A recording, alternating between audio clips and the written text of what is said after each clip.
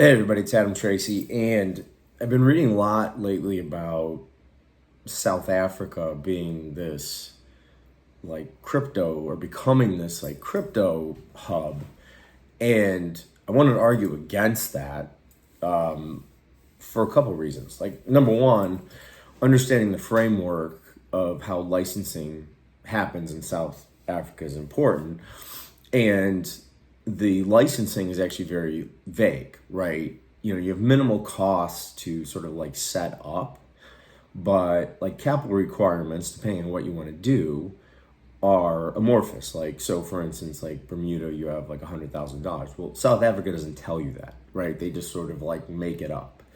And from what I've gathered, is that it can be very disparate and very arbitrary and can be quite significant if like at the whim of the regulator. And beyond that, like the process is the same, but my take is that South Africa doesn't work very well. So the process to actually get the license can take 9 months or more, right? And the argument seemingly for it is twofold. One is access to throughout Africa, right? And ostensibly a great or more stable banking system, and also the residency program that sort of coincides with that, right? And you see people doing the residency by investment in South Africa alongside trying to get a license there. And here's where I think it all falls apart. Number one, the fiat banking construct in South Africa is not great. It used to be, but it's not really that robust as it is. Like if you go to like a Nigeria, you'll actually find more stable banks, or Kenya, for instance, right? And the bureaucracy, if you want to call it that, through which you have to go ahead and get the license is ostensibly insane. And there's a lot of regulation in terms of like economic substance and hiring practices and quotas and stuff like that, which quite frankly makes your overhead extremely cumbersome and expensive to the point where you almost have to be there, right?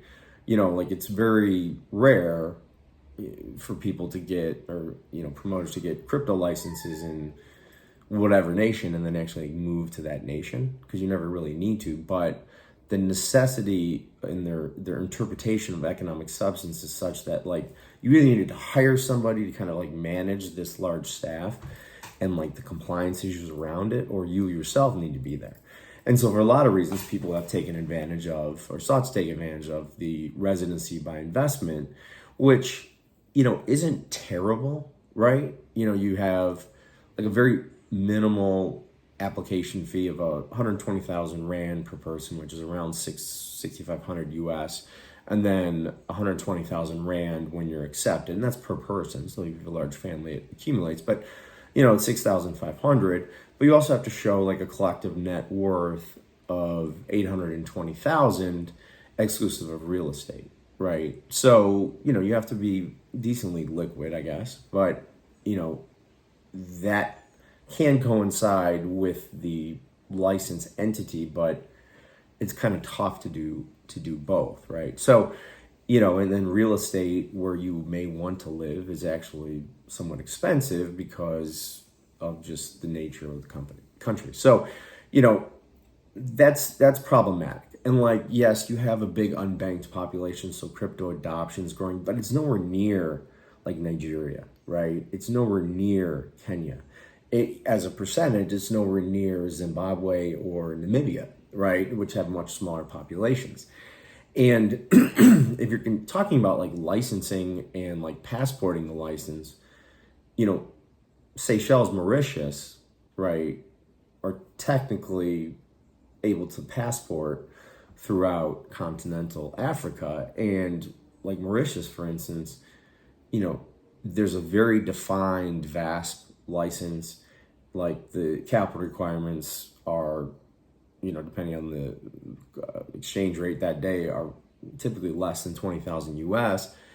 And the license is very malleable, like in the sense that you can kind of do anything under the sun, whether it be hosting wallets, peer-to-peer centralized exchanges with the license.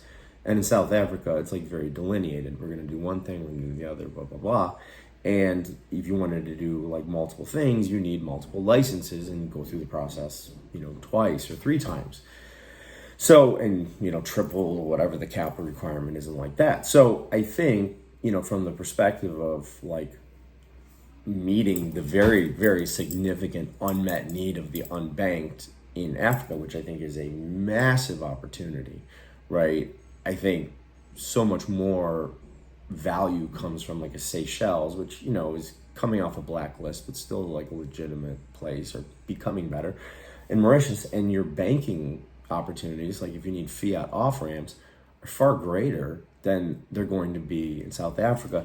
Not to mention the fact that in South Africa, you have to go there, right? Which isn't bad, but, if you didn't have to, and overwhelmingly, people don't actually ever visit Bermuda or Latvia or Estonia, right? Because you don't need to do it, even to open the bank account. But you're not going to find that in South Africa, whereas you will with Mauritius. In Mauritius, you don't necessarily even have to bank in Mauritius to, operate like a fiat off-ramp, right? You can use various banks throughout Europe. So, which wouldn't be the case with a South African entity. So I think it's, a bit overstated that it's some like crypto paradise, because it is regulated, right?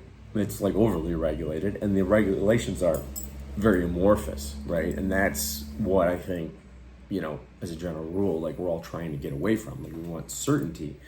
And I think with South Africa, you don't get it. In the residency program, it is what it is. And it's also, at the end of the day, it's a high tax jurisdiction, right? So, and somewhat unstable from a, governmental standpoint. So that's my take. It's kind of anecdotal and more qualitative than quantitative, which I don't like to sort of emote about, but, that's kind of all you have to go on. And you don't see a lot of people actually trying to get the license at the end of the day. You just see a lot of people talking about it. So if you have any questions, definitely hit me up, adamtracy.io, and I'll talk to you next time. Cheers.